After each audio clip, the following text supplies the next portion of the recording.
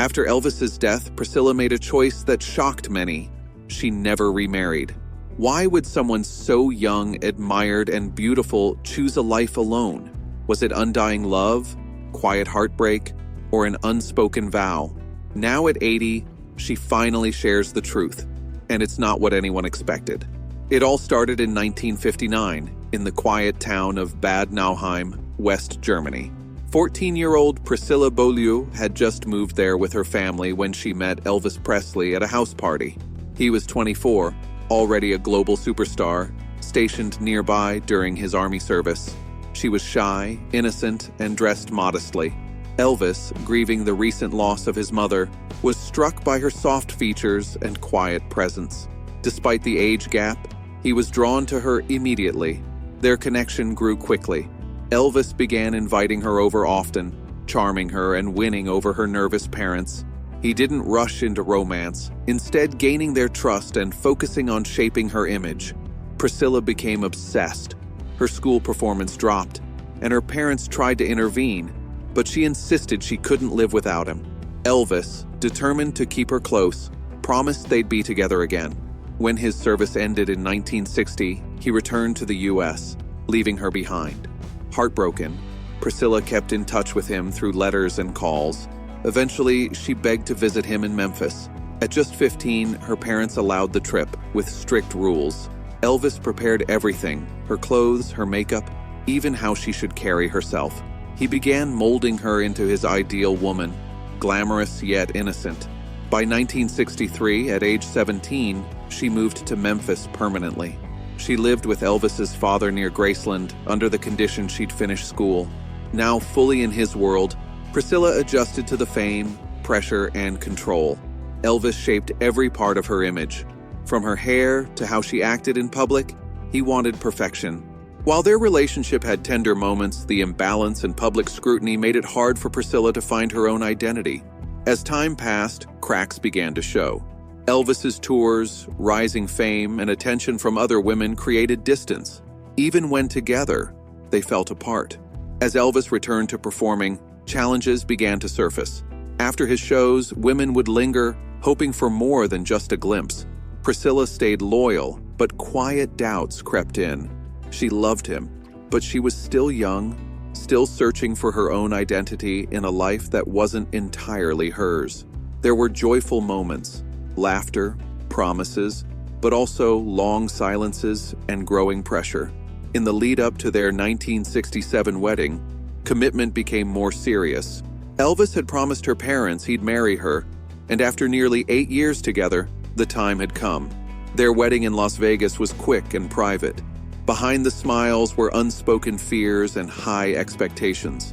Colonel Tom Parker had pushed for the marriage to silence rumors about their unusual relationship. Early married life had tenderness and hope.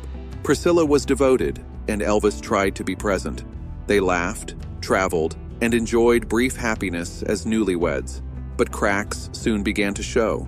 Priscilla battled insecurity as Elvis remained surrounded by attention and temptation.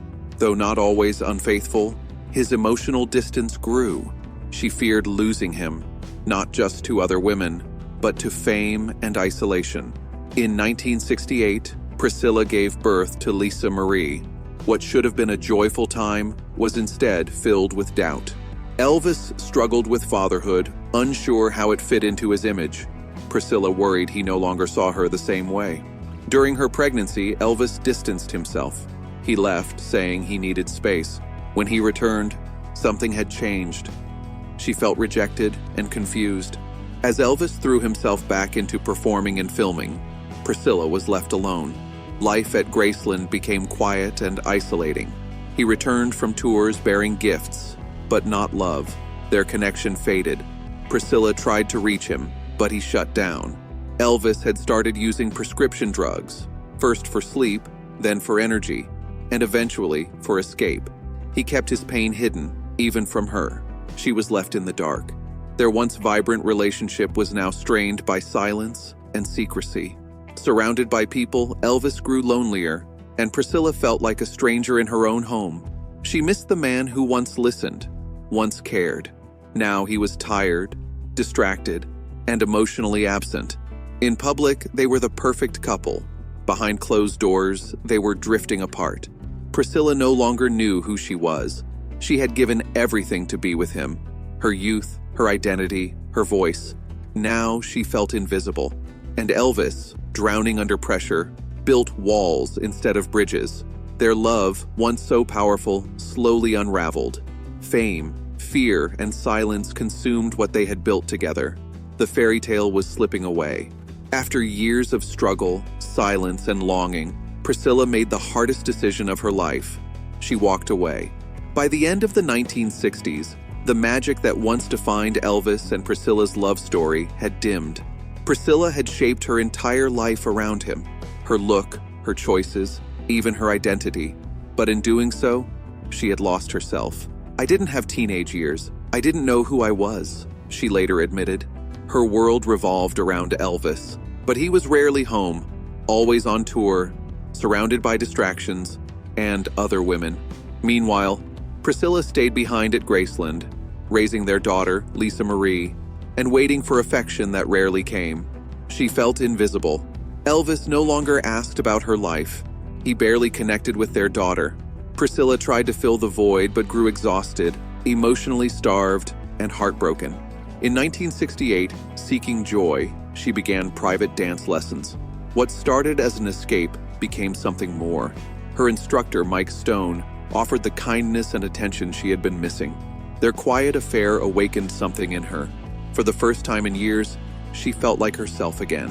In 1972, she told Elvis the truth about the affair and her decision to leave. It wasn't just about Mike. It was about everything. The neglect, the loneliness, the silence. Elvis was devastated. In his mind, she was his forever. His reaction was angry, confused, and deeply painful for Priscilla. That moment sealed her choice. She left Graceland and filed for divorce. Elvis tried to win her back. He called, cried, and even threatened violence toward Mike. But it was too late. She was done surviving. She wanted to live. In 1973, their divorce was finalized. Priscilla gained custody of Lisa Marie and began building a new life. She didn't hate Elvis. She still cared deeply for him, and they remained in contact as co-parents and close friends. After Priscilla left, Elvis spiraled, exhausted by nonstop touring, pushed by Colonel Tom Parker, and relying on prescription drugs to cope. Though he loved Lisa Marie, he struggled to be present. Their romance ended, but their bond stayed strong. In August 1977, Elvis died at 42, leaving Priscilla devastated. Lisa Marie was just 9, too young to understand. Despite their divorce, Priscilla's love never faded. She mourned him deeply and took charge of his legacy, refusing to sell Graceland. In 1982, she opened it to the public, preserving his memory for millions. Priscilla built her own career in acting and found love with Marco Garibaldi, having a son, but never remarried. Elvis was the great love of her life. She raised Lisa Marie with love and support, staying fiercely loyal to Elvis's memory.